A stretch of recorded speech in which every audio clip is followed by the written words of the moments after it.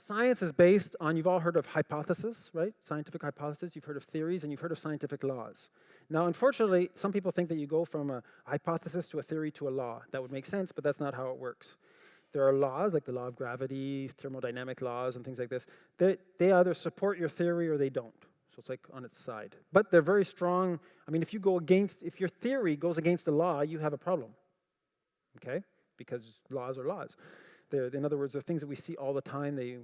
In a particular environment, it always works out. Gravity always works, right? Unless you're in a very, very strange situation. Gravity, you always go towards the center, right? Towards the earth. Otherwise, we'd be sort of floating around here. That happens at the rapture, but God has like an anti-gravitational process. Then there are theories. So then you have a hypothesis. So you come up with ideas, and then you test the ideas, and you get to a hypothesis, okay? So what we're going to do is we're going to hypothesize about these two spheres. Now, I call them spheres because many years ago I was giving a talk to 150 youth in a Presbyterian church, youth. And I passed these around. I used to call them the black balls. And what I'll do is I'll start passing them around, and you'll look at them and analyze them.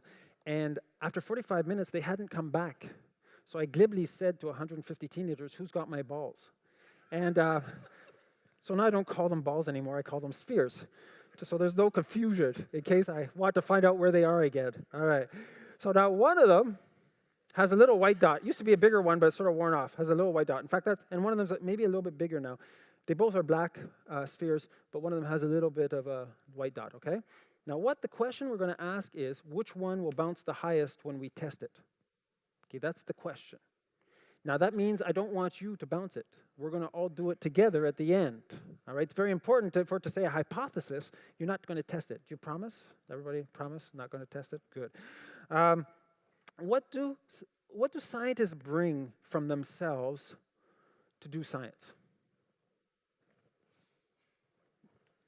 Ideas, imagine. Okay, but what else? What's more physical realm? Observation. How do we observe things? Yeah, the senses. So what are the senses? How do we... that's not senses. You're closer here. Eyes. Eyes. What else? Touch. Ears. Hearing. Smell. Taste. Okay. God's given us a way of discovering His creation. For the benefits of everybody, I would suggest not tasting these. But you can use your other four senses to try to figure out your hypothesis of which is going to bounce the highest when we test it, okay? And we'll do this while I'm talking. So you just pass it around, sir, and eventually it'll end up hopefully back here somewhere. So whoever gets it back there, bring it up to the front to the gentleman here. All right, and remind me at the end of this talk to do this testing, okay? Don't forget, we'll do the test. All right, a debate is a formal discussion on a particular topic in a public meeting or legislative assembly in which opposing arguments are put forward. And so, yeah, this is evidence for creation. So what this is showing here is that we're both dealing with the same evidence. We both have the same fossils, but we're coming to different conclusions. So how are we going to work that? Because obviously it's not just based on the evidence. The evidence is the same for both of us. Now let me explain what evolution is. And I'm going to be blocking someone here. I don't know how far over. Maybe I should move over a bit further. Let me just try moving. And if someone could get me some water, I would really appreciate it. It would be very kind. Okay. Evolution. All life on Earth is descended from a last universal common ancestor, what they call a LUCA. Now that is just right now being put into question, but that's what's the official description. That lived approximately 3.8 billion years ago. That's also being changed now. But anyway, evolutionary processes give rise to diversity at every level of biological organization, including species, individual organisms, molecules such as DNA and proteins. Okay, here's a key to this situation. When people talk about, I heard a talk by Stephen Gould at McGill University where thank you very much, where he talked about evolution, and he talked about the evolution of history, he talked about the evolution of a basketball team, he talked about the evolution of dogs, and then he talked about the evolution of the Cambrian fauna, and that's from single cell to trilobites. And the thing is that each definition of evolution is different. So do I agree that there could be evolution of a basketball team? Of course. There can be a progression. Do I believe that there's evolution within dog species? sort of. I call it adaptation, but we could call it microevolution. Do I believe frogs can become princes in 150 years? No. Okay, so that's when I'm talking about evolution. There's a difference, because he talks about species, individual organisms, and then all of a sudden he's down to DNA and proteins. And here's another issue. DNA and proteins don't reproduce. How are you supposed to evolve DNA and proteins? So evolution becomes very, englobes everything. See, this is the idea. They'll say evolution doesn't talk about the origin of life. That's hogwash. That's ridiculous. All the textbooks talk about the origin of life. Darwin talked about the origin of life. He didn't just talk about speciation. And so you start 5 billion years ago, and you end up with men at the top, monkeys, and all kinds of things at the end. And life shows up only at the very end. Well, it shows up a little bit earlier, and now it's actually getting earlier and earlier now. This part that's here, just last month, has been moved back to here, which makes it really, really difficult, because it was already difficult to get a single cell at all, but try to get it earlier makes it even more improbable. So the mechanisms they have, as in every theory, they have mechanisms. So the mechanism is natural selection and mutagenesis, we'll see. So natural selection is the only known cause for adaptation, but not the only known cause for evolution. Other non-adaptive causes for evolution include mutation and genetic shift. So it's going to be a combination of natural selection, I'll explain what it is a little later, and of changes in the mutation code. And genetic shift means changes of the population genetic code, depending on ecological niches. And if I've lost everybody already, oh well, it'll get easier. The directing principle of the creation theory is what? It's to explain the origin of the complexity. This is the vital difference. See, once you can wrap your head around this is the key. It's the key to talking about origins. We do not need to explain the changes within a species. God said they reproduce after their kind. So we're all in agreement of all the, what's a kind? A wolf, a fox, a dog, a jackal, coyote. Those are all the same kinds. They all descend from a common ancestor, wolf-type ancestor that was on the ark. We have no problem with that. We agree. Okay? But where we say you have to have a creator is the origin of things. How do you get the first cell? How do you get the first wing? How do you get the first eye? How do you get any of these systems? You don't just you can't just move a little bit at a time. So basically, we say the origin of the complexity and the functional organization of the universe and life through an intelligent cause. That's what we're saying, is that's summarizing the creation model. An organized system always requires information, so you have intelligence plus matter plus energy will give you life. And so that's what we're saying. In the evolutionary theory, they have matter and energy gives life over time. They're missing the intelligence. Okay, you can see the essence of life is information, right? You're basically walking genetic codes. Well, you may think you're more than that. God thinks you're more than that, but I'm just a geneticist, so you're just walking genetic codes. I'm joking. But you are information. You're the expression of the information that God has put in that very first cell. See, that whole question of when are you human? That's not a debate. As soon as that cell has fertilized, that code is the same as what you have now. You're just as fully human there as you are now. You just have more of the same code. And the essence of information is an intelligent cause. In other words, we've never seen a system that contains information that its cause was not intelligence. That's what SETI is about. SETI is the search for extraterrestrial intelligence. They want just 4 little dots. Beep, beep, beep, beep. Oh, there's intelligence out there. I can show them a lot of dots on the genetic code. It's like they have one level of analysis for telescopes and a different level of analysis for microscopes. But if they were used to say the same criteria that they use for telescopes on their microscopes, they'd say, wow, there's a lot of intelligence here. Got codes. Even your Oxford professor, your happy atheist from this island, biology is the study of complicated things that give the appearance of having been designed for a purpose. Yes. I sort of agree with them. All right. Who knows what this is? A platypus. I probably mispronounce everything for you, and you probably say evolution, which I love because it sounds like evolution. But I'll say evolution because it's the way we pronounce it. This is a platypus. Now, I love starting debates with questions. You see, platypus is a very interesting creature. He has the beak of a duck, the tail of a beaver. He has mink fur like a mink. He has palm feet. Venom comes out of his hind legs.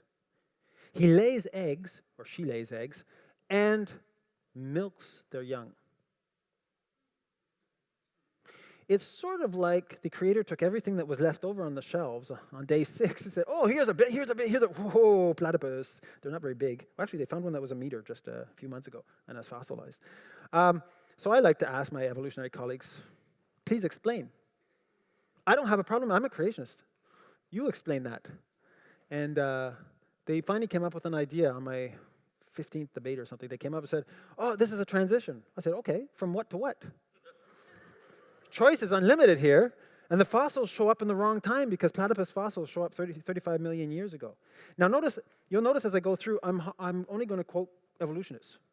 Why? Because what I want to do is take their logic to its fullest extent. When they see that their logic is void of content, then opens them up to other possibilities. If I just try to superimpose my belief in creation on top of their belief in evolution, I'm just going to hit a wall. They have to become convinced and understand the weaknesses in their belief system before they're going to consider another belief system. Okay? So, here's what we're going to do. We're going to look quickly at refutability, predictions, just really, really quickly. And then we're going to get into the fun stuff, the scientific arguments that support the creation model, okay? Which we're going to go through: sudden appearance, species stability, life, and irreducible complexity. Okay, so what's a hypothesis? You're all doing hypothesis with my little, are those little black spheres around here somewhere? Where'd they get to so far? All right, keep them going. A hypothesis is empirical or scientific only if it can be tested by experiment. Oh, okay. So it's only scientific empirical. This is from an evolutionist called biological evolution. A hypothesis or theory which cannot be, at least in principle, falsified by empirical observations and experiments does not belong in the realm of science. Now, this isn't accepted by everybody, but I'll take it on. And the idea is if you can't show a way of disproving your theory doesn't have much validity. Okay, so we'll look at that. That's called refutability. So how do we refute the creation model? Well, the creation model would lose credibility if we observed in nature plasmid membranes, DNA molecules, and the enzymes necessary for their synthesis forming spontaneously, coexisting, and interacting. Right? If they started just appearing on their own, because that's what's supposed to have happened, that would disprove, because God doesn't say he did it that way. That would disprove the creation. So we can refute it. There's other things, but we'll just go with that one for the moment. We'll keep it. And every theory is only as good as its predictions. Right? It has to be useful in science, has to be able to predict. So here's a prediction from the creation model, from the Genesis model. The living and fossil worlds must present a strong discontinuity. That means that there's going to be breaks between the kinds. God says they will reproduce after their berament, after their kind. So that means there's going to be a break between kinds. It's not going to be a continuum. Okay, everybody follow that? So the key word, discontinuity. See, creationists look for differences, evolutionists look for similarities between the major groupings of life forms. So the creation process implies a distinct appearance of multiple creations. In other words, the distinct creations find their source in a creator, not one from another, until we get back to a single Luca. Okay? So let's start with the first one. We got a prediction.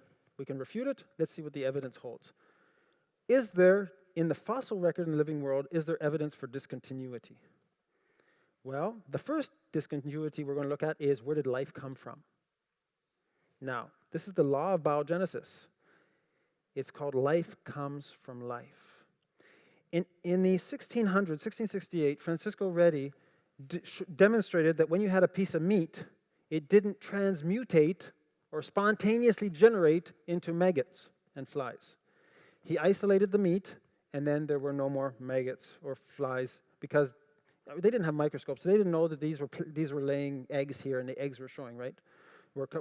So they just sort of saw it as transmutation. And if you remember, the whole concept in the Middle Ages, and even earlier perhaps, was this alchemy idea that we can get gold from something else, right? The goose laying the golden egg, right? So this idea of transmutation was even in the biological realm. And so this was sort of a transmutation, and he said, no, that's not what's happening. If the meat is dead, it's dead. And there's nothing coming out of it. Now, before Francisco Redi, here was a way of creating life. And this is a true recipe for creating life. You have old underwear, and you add wheat hulls, and you put this in an open recipient. And what happens after 21 days, works every time, you get a whole family of mice. Okay? Whoops. Happens every time. And so it would appear that there's some transmutation going on here. And it works. It's scientifically observable, except if you close the recipient, of course, it doesn't work anymore.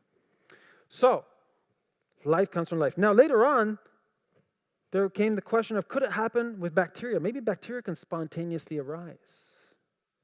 And so Louis Pasteur, who was a top scientist, a top theologian, for 5 years, he studied the question of microbiological formation. And he demonstrated scientifically after 5 years that when a bacteria is dead, it's dead. It's not going to get alive. And you can't take material and have a bacteria appear.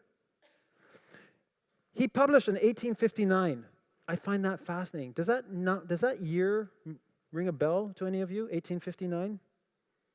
What else was published in 1859? The Origin of Species. It's sort of like the Holy Spirit gave us right away 2 choices. Life comes from life, or you just evolved from a bacteria. You're just stardust. Okay, so life comes from life. Let's repeat it. I'm going to ask you to repeat a few things. You walk out of here, you'll still remember some of what I've said today. Let's repeat it. Life comes from life. Ready? 1, 2, 3. Life comes from life. All right. Law of biogenesis.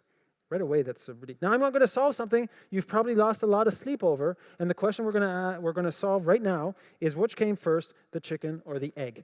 Now, this is a very important thing to solve. Why don't we have a vote? Who thinks the egg came first? Who thinks the chicken came first? Who's waiting for the right answer to lift up their hand? Okay, all right. Well, actually, you see, my bachelor's is in agriculture. I grew up on a farm. And I can tell you that, yes, chickens lay eggs, but that egg isn't going to do anything on its own. In actual fact, to have anything happen to that egg, you got to have a rooster. You don't get an egg that does anything unless you have a chicken and a rooster. This should not come as a great revelation to you, but it's a very important thing to remember because it all of a sudden makes this question nonsensical. The question is only, where did the rooster and chicken come from? It's not an egg. And that's not my problem. I'm a creationist. All right. This is what Darwin says. You have a Temple of Darwin down the road there, Natural History Museum. Why, if all species are descended from one another through subtle changes, do we not see innumerable transitional forms? In other words, he's saying there's discontinuity. I don't see the transitions. Why is nature not in confusion instead of being so well defined in species? Even Stephen Gould says this, the evolutionist, the extreme rarity of transitional forms in the fossil record persists as a trade secret of paleontology. That means people who study fossils, they know this issue. The evolutionary trees that adorn our textbooks have data only at the tips. The rest is inference, however reasonable, not the evidence of fossils. Most species, says Gould, exhibit no directional change. Oh, no change? During their tenure on Earth. They appear in the fossil record looking much the same as when they disappear. Morphological change is usually limited and directionless. He says, no matter what local zonation, wherever they are, species do not appear gradually, rather they appear suddenly and fully formed. Now, which model is this supporting? The creation model or the evolutionary model? Of course. Why? This guy was a top evolutionist in the world at Harvard, and yet this is not getting into the textbooks. It's been published in 1977, hasn't changed. This is what he's talking about, this sudden appearance. Now, as a Christian, as a creationist, in a biblical model, we would call it sudden disappearance. Think of the flood. But for the sake of argument, let's talk about sudden appearance. So this is the Cambrian explosion. In fact, I have a trilobite here. These are real fossils, so be careful with them. If you come up, sort of look at them, but don't touch them maybe. I have here a trilobite from Morocco, and it has eyes, and if you get close enough, you'll see the eyes are multiple eyes like those of a fly. This is the beginning of life for evolutionists. This is 600 million years old. It doesn't say that, but that's what they say. And so, how do you get eyes at the very beginning? Eyes are sort of complex. And then you get multiple eyes that correct for refraction. So I bring this, and I'm not an evolutionist. So I'm at the debate, and I put this in front of Dr. Cyril Barrett of the University of Laval, and I said, who's the head of the Department of Biology, and I say, what is primitive about this organism? He says, I'm not a specialist in trilobites. A cop-out. Doesn't make any sense. Eyes appear out of nowhere. Discontinuity. Everything appears. Boom. And it gets worse than that. This is supposed to be the hard facts wall for evolution. So here you have some fossils, and here you have the pieces of wood, you have some magnifying glasses, and you have strata. This strata is supposed to represent age and time, right? So if you take this is what they're trying to say. The corals are older than the vertebrates. Excuse me. Right? That's what they're trying to say with that. But in reality, let's put their ages. I don't believe in those ages, but I'm just putting their ages on for argument. The corals are supposed to be 440 million years old. The vertebrates are 450 million years old. Do you see a problem there? Sure, we see a problem. And under the magnifying glasses are nothing. So, this is what it should look like. Everything appears suddenly. All the different species, most species of life appear. In fact, Darwin's predictions are this. You can't see that, but I have a little red dot. But anyway, if you start with one type of life, that's a phyla, you're going to go to many different types of life. And so you start with this bacteria, and then you end up with more and more differences in the life forms. That would be the prediction from the theory. But if we look at the fossils, it's the opposite that occurs. Everything appears suddenly, 570 million years ago, about 600 million years ago, the Cambrian explosion, and then we lose after that. And all these different life forms, all these different families, which basically cover all major groups that exist now, they appear and disappear and don't change, just like Stephen Gould said. Where's the evolution? What we see there is they reproduce after their kind. That's what we see. We don't see evolution in the fossil evidence. This is from Pour la Science, a recent in 2002. The appearance and, more importantly, the diversification of numerous large zoological groups at the dawn of the Cambrian remains what Darwin has already described as a serious difficulty in the history of evolution.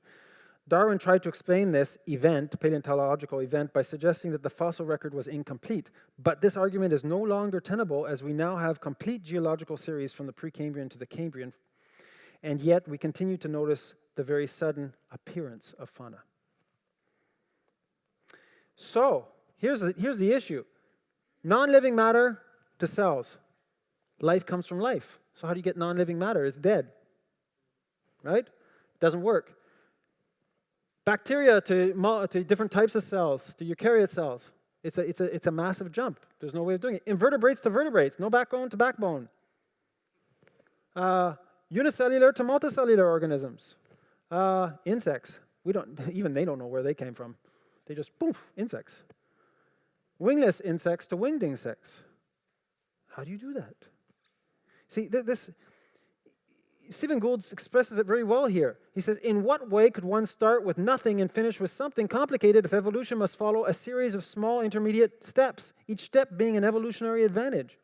This is what they're trying to make us believe. You see, the problem is, how could you fly with 2% of a wing? You can't. In other words, how could natural selection develop these small changes? It's a dilemma. How do you get this gradual? Which meant that Stephen Gould, he will promote another idea. He'll promote an idea that saltation, a jumping evolution that we'll get to in a moment. Natural selection can act only on the biological properties that already exist. So here's the key. Remember, there are two basic mechanisms for evolution: natural selection, mutagenesis. Natural selection only selects for the on the information that's already there. Let's make an example. Let's split this in half. So let's pretend you have the populations for strength and you have the populations for intelligence. You have the genes for intelligence, you have the genes for strength. Together you make a population that survives well. So then you have a really, really, well, not here because of course you believe in healing, but let's pretend you didn't. So you had a really bad cold go through, stress or something, and 24 hours, you're gone. Who's likely to survive? The strong ones. That's natural selection. You're gone. Sorry, had to pick one side. So you're gone. You're all happy I put intelligence, eh? Yeah, I tricked you. So you're gone. That's natural selection. But have you advanced your population? You've just adapted, but you haven't added more information. You're not going to get a new organ out of this. You're not going to, you understand?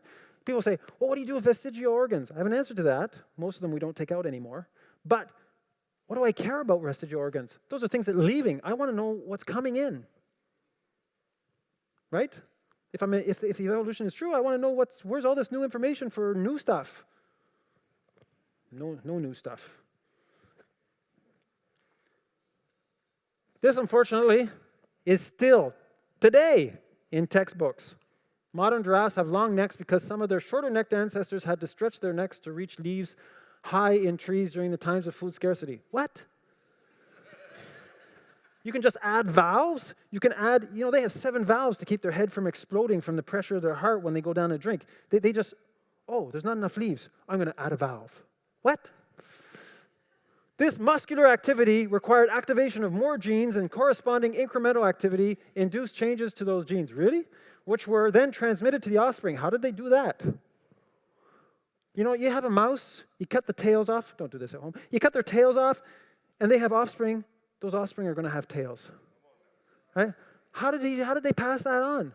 Continued activity of this kind over many generations led to the longer necks we see. What? You're telling me trees all of a sudden had no more leaves at low levels anymore? That's not coherent. You got to be desperate. That's in teachers. That's the instructions to American biology teachers, 2013. That's being taught now. The biology teachers have to teach this. And yet Stephen Gould in 1996 says the spotty evidence gives no insight into how the long-necked modern species arose. The standard story, in fact, is both fatuous and unsupported when talking about the giraffe. 1996, I think there's been enough time for it to filter down into our teachers' manuals. Shame. Mutations. Well, how do you want a system? We know what mutations cause. They cause problems. There are 3 systems on the genetic code to correct for errors so that when it's being reproduced, which happens many times, I'll show you a film later on, hopefully, it shows you all these different ways of correcting, and just one mistake and you get all these issues. Now, there are parts of the genetic code that are pre-programmed to allow change. Otherwise, we'd all be clones. God has done that for variability. And it helps us also adapt to different environments. And so there are parts of our genetic code, and epigenetics is finding more about this, they're hotspots. They're made to change. So they allow changes. But there are other parts, you put something in there, and you have cancer. Because it doesn't know where the stop code is. And it just keeps reproducing, using up all the available new elements, and then you die. Human genetic entropy is increasing. That's disorder. 3 to 5 fitness decline per generation. That's a big, big problem. And this has been published in 2010. With the inability of mutations of any type to produce new genetic information, so you're changing existing information, but you're not creating anything new. The maintenance of the basic plan is to be expected. There are limits to biological change, and these limits are set by the structure and function of the genetic machinery. In other words, God pre-programmed the limits into the system. This man here, Dr. John Sanford, wrote an excellent book called Genetic Entropy and the Mystery of the Genome, where he explains, and it's sort of depressing, how each generation has 100 mutations, and so you keep every generation adding to those mutations because they're near neutral. I mean, if they're not neutral, you die. So you're not passing, the real serious ones aren't being passed on, but the neutral ones, or semi-neutral ones, are being passed on, right? Because the other ones aren't, because you die, so you don't pass them on. So the ones that are near neutral are the most dangerous because they accumulate over time. And so it's like having a book where you have a typo in the page And then the next edition, you have a few more. You can still read the page. And then the next edition, by the time you get to the 10th edition, it's gibberish. And you can't go, how are you going to get back to the first page? You can't. You have no way of getting back. That's actually the way the whole human species is going. I understand people who don't have hope outside. They need a message. The creation message is a message of hope. From Genesis on, it's a message of hope. It recognizes that the world is fallen. It recognizes suffering. It recognizes that things are not as God planned it to be. And that we're dealing with a fallen world, and that is why we need Jesus. And it only makes sense. If you say that Genesis isn't really what it's supposed to say, it's just poetry, Jesus doesn't make any sense anymore.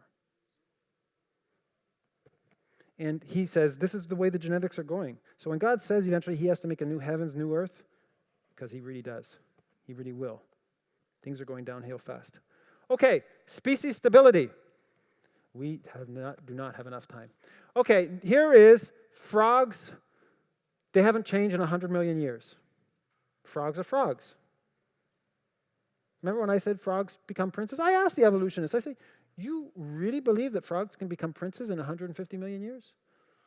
They say, oh, never thought about it that way. Yeah. I just asked them the questions. It's up to them. It's not my theory. It's theirs. I'm not on the defensive about creation. Why would I believe their theory until they give me some evidence that it's true? Do you understand? I'm not trying to defend the creation theory. Everything around me demonstrates the creation theory. Everything. Fossils, living. Salamanders haven't evolved in 161 million years. They just haven't evolved. This guy is in your museum. You go into the Natural History Museum. First display on the left, I believe, on the first floor, I believe, is the coelacanth. I love it. I love it. I love it. Only God could arrange that. Because the coelacanth is supposed to be a fish, you see, that, before they found the live one, that was a transition form. It was a form that was planning to get out of the water, and these were limbs that were actually developing on it. Okay, and that was believed and that was published. 1938, they find a dead one in a boat. So it's living. I mean, it's living somewhere in the world. So then there's now a website called dinofish.com where you can actually see videos of it and you can see it. A very interesting creature. One of the most fascinating things about this creature is it lives at 300 meters below the surface. It's not a really good candidate for coming out on the beach. In fact, when they brought it up to the surface, it kept dying on them because it couldn't cope with the change of pressure. Really bad candidate, actually. It has it has a nose that it can feel the magnetic. I think it feels the prey or whatever it wants to see around it using magnetic fields. A very advanced creature. And here's the fascinating thing about this creature: the fossils appear 350 million years ago. Evolutionary years. They disappear 90 million years ago, but it's still alive. How do you do that? I don't have to answer that. I keep asking them, how do you leave fossils for 200 million years, and in the last 100 million years you don't leave anything, but you're still there? Many other creatures left fossils over the last 100 million years, evolutionary years. How do you do that? That isn't coherent. Now, here's their answer, because they do have a escaping clause. What do you do with this issue of the species being sudden? Dr. Stephen Stanley and Dr. Stephen Gould developed this idea of neo-Darwinism, new Darwinism, where this is what they say. Established species are evolving so slowly that their major transitions between genera and higher taxa must have occurred within small, rapidly evolving populations that leave no legible fossil record. Okay, let's think this through for a second. They notice that we don't see anything evolving today, and we don't see anything evolving in the fossil record. So instead of saying, oh, maybe God created things, they said, no, what must have happened is all the species, they evolved really, really quickly, so fast, they never left any fossils. So if I understand this correctly, the proof of your theory is no fossils. How am I supposed to debate that? If I find a fossil, that's proof. If I find no fossil, that's proof. Is it possible to refute a theory like that? It has become irrefutable, unfalsifiable. It is not science anymore. Okay, very quickly. The smallest organism, they can't really live on its own, has 468 genes, average length of 1,000 bases, so 468,000. They decided to take apart bits and see how far they could get it down. You know, a car can run without a roof, call it a convertible. It can run without, without tires, I guess. You could take off the bumpers, but you can't take the motor out, right? Certain things you have to have for a car to be a car. So this bacteria has to have certain things to keep it functional and alive. They managed to get down to 250, and I predicted that's not going to be enough. And they said 250. I said, no, that's not going to be enough. And I published this. I said, no, it's going to be more than that. Because that's in a theoretical perfect environment, but nothing lives in a perfect environment. So what they really found out a couple of years later was that it's 397. So the most simple organism on Earth has a DNA chain that's 397,000 parts. And when I say a part, that part is actually made up of parts, but let's make things easy. How do you start things off with 397,000 parts without intelligence in a specific order? You know, you have that nice song, I like it a lot, Awesome God. I love that song. When you start getting into this, you just start saying, wow, God's too much. God knows nothing of lack. He knows nothing of smallness, and he knows nothing that's limited. It isn't part of his reality. He goes overboard in everything. And Darwin says this about the eye. To suppose that the eye, with its inimitable contrivances for adjusting the focus to different distances, for admitting different amounts of light, and for a correction of spherical and chromatic aberration, could have been formed by natural selection, seems, I freely confess, absurd in the highest sense. Chapter 6. He spent a couple of pages trying to figure out how it could happen. Basically couldn't find the answer and said they'll find it in the future. But no, in the future it's just become worse. As we know things that Darwin didn't know, as our science has advanced beyond the science that Darwin had, his theory has become worse off. We know more about the fossils. What have we found? They're discontinuous. We know more about the cell. What have we found? It's much more complex than he could ever imagine. We know more about DNA. It can't come around on its own. Everything we find out every day. You know, when Romans 1, when Paul says, they are therefore without excuse. You say, how could they be without excuse? How can you look at that and not relate that to a creator? How? Okay, let's go to irreducible complexity. I showed this to a few people. Now, this is fascinating to me. This fact, I call it the signature of God. I have here, let's do a little vote. Who thinks the house is more complex than the skyscraper? Just lift up your hand. Okay. Who thinks the skyscraper is more complex than the house? Okay. Who's waiting for the right answer? Lift up their hands. Yeah, I still see you. You can't get away there. All right. Okay. Someone who thinks the skyscraper is more complex than the house, many of you lift up your hand. Just someone, tell me why. Foundation? It's a more complex foundation. It has to be deeper. Bigger. Bigger doesn't mean more complex necessarily, but it could be. Up higher, yeah. And it's like multiple houses. So what's interesting is you didn't have to take a university course to figure that out. In fact, I suspect if we put children in here, 8 or 9 years old, and ask them the same question, you get about the same percentages. So that means we're pre-coded to recognize complexity. Dogs don't recognize, I must admit my communication with my dog is sort of limited, but as sit, lie, run, fetch. But, so I don't have great philosophical conversations with my dog, and he doesn't seem to be too interested in philosophy.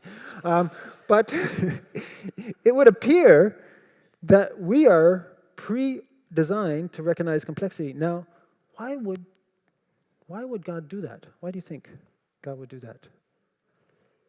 What was that? We're like him? Okay.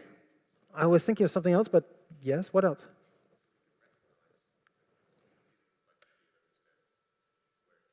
See the complexity and understand where it came from. Right. So it's sort of like a painting where we have a Rembrandt and we have a painting done by a 6-year-old child. We know, we can see the intelligence. because of the complexity, because of the orderliness, because of the beauty maybe. We're pre-programmed to do that. You don't have to have a course on that. In fact, you probably have to have a course to understand abstract art, but that's another topic. Some abstract art, I'm not sure they're going in the right direction. But, so we're pre-programmed to recognize the signature of God. He's pre-programmed us. This is a complex mousetrap, and this is a mousetrap that's less complex, like we do them. And here I have, this is not that Quebec mice are like massive and mutates. This is a rat trap. So, we're going to explain what irreducible complexity is with this. This is a little mouse, fake mouse. Okay, so tell me, someone name the parts here. We did this last night, but tell me, someone who wasn't here last night, name some of the parts in this. Just shout them out. Spring, yeah, we got a spring.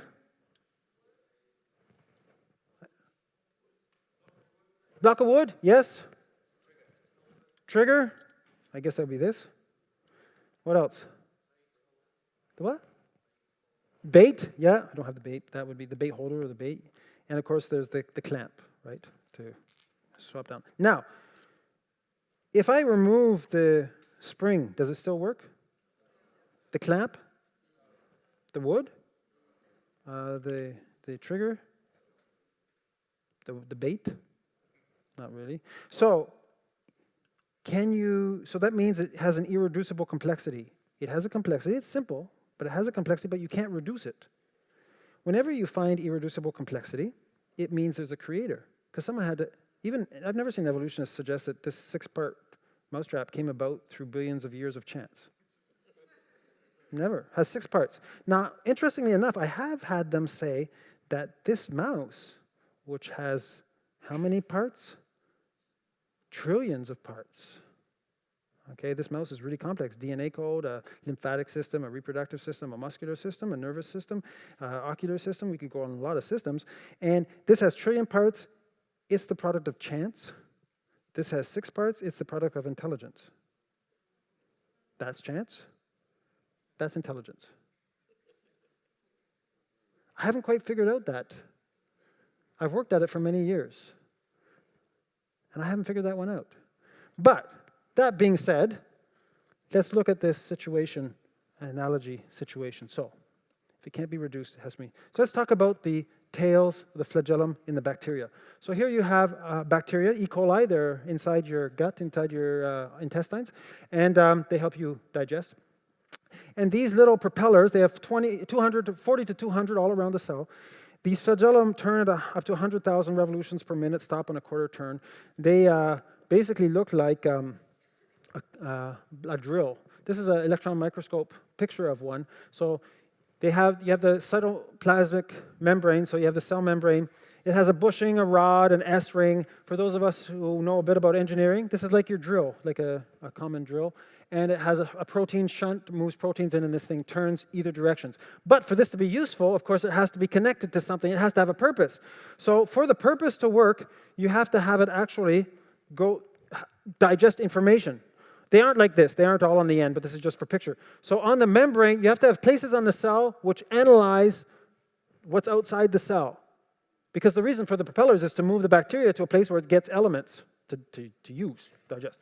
So it has to send that information to somewhere that, as far as I know, we don't know. This is a black box. We don't know where it goes. But the information has to be digested somewhere and then sent off to the right propellers to make them turn at the right speed in the right direction. Wow, this sounds complicated. This sounds really advanced. Laurence, you're not giving us a chance. You're taking the hardest thing possible. In fact, if we were to describe it, it would be this way. Who would have imagined, from Current Biology 2005, who would have imagined receptor complexes that count molecules and make temporal comparisons, activation of a diffusible signal that couples receptors to flagella, reversible rotary engines that derive propellers of variable pitch, force generators, rotors, drive shafts, pushings, and universal joints, a system with prodigious sensitivity with amplification generated by receptor-receptor interactions.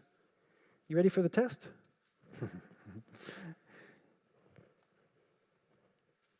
from Yale University. It says it runs like a battery, moves like a ship's propeller, has a gear switch which can rotate in either direction, and it's under the control of the information of the environment. These are biological functions at their what? Most simplified form. I'm telling you about something we can't go any simpler in biology. It already has 60 parts. And that doesn't explain all the infrastructure to get the parts. What they've discovered is genes, they used to think that there are a lot of repeating codes. They said, well, these are junk genes. These are left over from evolution. But what they found out is you have the gene for the protein that codes for the protein, and then you have 100 times that code for the infrastructure. How does that work? Well, you're sitting on a chair. That chair is made of material. It's made of foam. It's made of metal, plastics. All these processes have to start with an original element, right? You have to get a mine, or you have to get some animals. You have to put these together. You have a process. You have to color it. You understand? That's all infrastructure to end up with that little simple chair you have. It takes a lot more information than just like the IKEA. Do you have IKEA here? Like the IKEA, thing for putting together. That you already have all the parts. Where did the IKEA get their parts, and where did their sub-suppliers get their parts? You understand? You got to go back to the blueprints, and then you got to build the factories. They're called mitochondria. You got to build the factories, and it gets on. So they found out that no longer do we have any junk genes. It's like we just didn't know what they did before, and so they found out recently that there's a clutch, so the bacteria can unhook the turning, so that it can roll down microbiological film. And this is the simplest. And the more it gets less. Notice this is how they answer. Evolution myths. This is what they say. The bacterial flagellum is irreducibly complex. So I am quoting here from the internet an evolutionist who says, we're going to answer that argument. This is his answer. Let's read it carefully.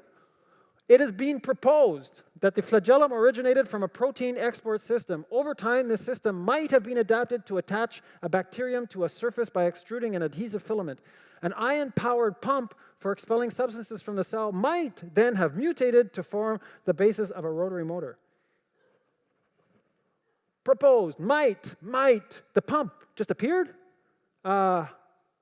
Adhesive filament? Why did it have to do that? The bacteria was surviving well before, apparently. How does that make any sense? That's the best they've got as an answer. Not very sure of themselves.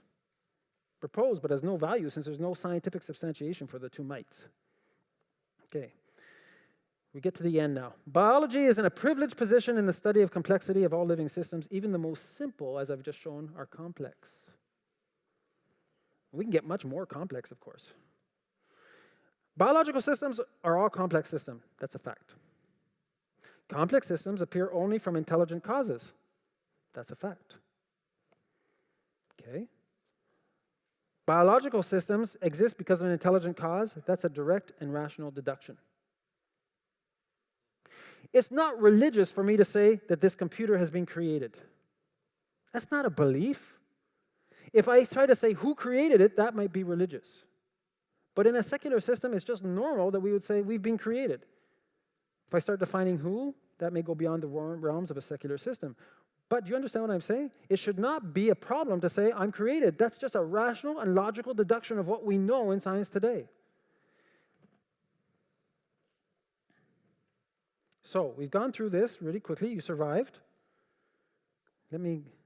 Here's why the theory of evolution is not scientific. First, it's against fundamental scientific laws. The law of biogenesis. Life comes from life. So how did life come from non-life, right? It's against observation. We can't see it in the fossils. I didn't tell you about probability, but it's obviously mathematically improbable. Information comes from outside the system. It's irrefutable. Remember, I've got fossils, it's a proof. I don't have no fossils, it's a proof. There's no known mechanism for the theory. Natural selection doesn't produce anything new. Mutagenesis is always bad. You see, if you're going to propose a mechanism for getting us from a bacteria to here, it better be the predominant mechanism working in nature today. Not what's an exception. But mutations are bad. There's a reason why you put lead on you when you get an x-ray done at a dentist's office, because mutations are not good. Finally, the theory actually appears to be a dogma. That means it's a belief system. It's a belief. So we're not talking about science against faith. We're talking about faith against faith. Does that remind you of a verse in Ephesians? We fight not against flesh and blood, but against principalities and powers in high places. This is not a question of science and faith. This is a question of two faiths with different God. One, we're God. The other, the Creator is God. One has no hope.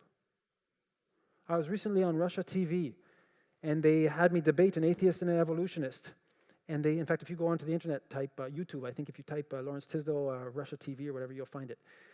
And for a half hour. And they said, atheism isn't a religion. I said, what are you talking about? Religion, or when I talk about religion, belief systems, answer always the same three questions. Where do we come from? Why are we here? And where are we going? Atheism answers those three questions. We come from nowhere, we're not here for any good reason whatsoever, and we're going nowhere. Now, what kind of message? That's what they want to teach in our schools. You wonder why we have a high suicide rate? It's a depressive message. Thank God that God has built us to recognize His amazing signature in His works that He has done. Let me finish with this. This is just, they say that creationists aren't scientists when basically every branch of science, excluding evolutionary biology, was developed by a believer. And I like this verse very much in Job 12:7-9. But now ask the beasts, and they will teach you. God was speaking to Job. And the birds of the air, and they will tell you. And speak to the earth, and it will teach you. We'll do that the next session. And the fish of the sea, like the coelacanth, will explain to you. Who among all these does not know that the hand of the Lord has done this? Amen. One second. I remembered, even if you didn't. Okay, you ready? We'll see how good you are. I'll take put these down.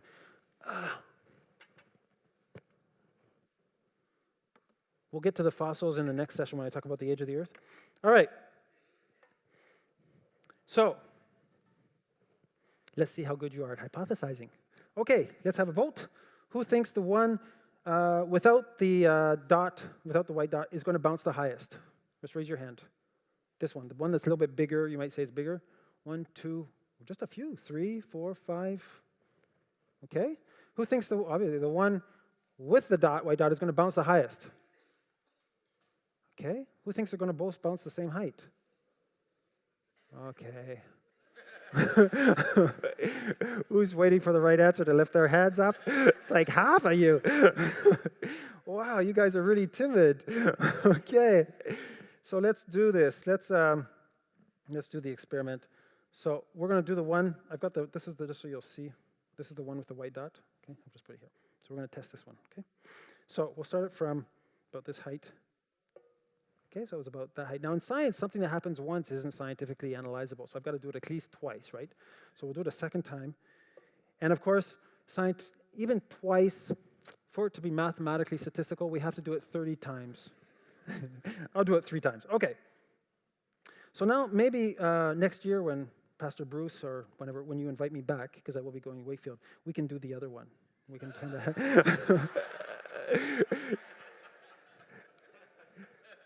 No? You want to see this one?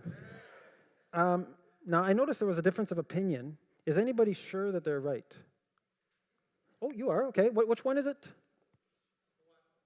What? Which one? Is the one with the dot or without the dot? With the dot. And you? You both have the dot. Okay, you both agree. Who thinks they're wrong? You think they're wrong. Are you sure they're wrong? Because they're sure they're right. You're not sure. Is anybody sure they're wrong? Okay. But you're sure you're not sure. There we go. Fortunately, the Bible talks that you can know that you know, which is a good thing. All right. Well, of course, I won't wait till next year to test this, so we'll do the test.